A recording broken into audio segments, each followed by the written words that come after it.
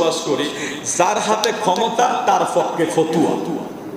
দুর্গা পূজাও যান, কোনো ফতুয়া নাই, ওখানে যে গীত গান, কোনো ফতুয়া নাই।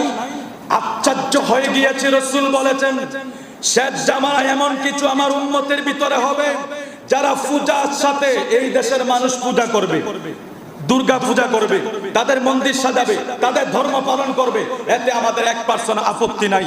তাদেরকে সর্বোচ্চ নিরাপত্তা দেওয়ার দায়িত্ব আমাদের, ঠিক আছে, এটা রাষ্ট্র দেখবে, রাষ্ট্রীয়ভাবে প্রশাসন আছে। কিন্তু দাড়ি, হায় হায়, টুপি, পাগড়ি, এগুলি দিয়া ওই মোল্লা সাহেব দুর্গার সামনে বসে আছে, আবার বসে যেয়ে বলতেছে আলহামদুলিল্লাহ, আমি যে আপনাদের এখানে আসতে পারছি, আলহামদুলিল্লাহ। কিরে বাবা, ছোট্টবেলার কথা বলি, আমরা যখন হেফজখানায় পড়তাম, তো আমাদের মাদ্রাসার একটা গ্রাম পাশে হিন্দু বাড়ি ছিল, পূজা হইত।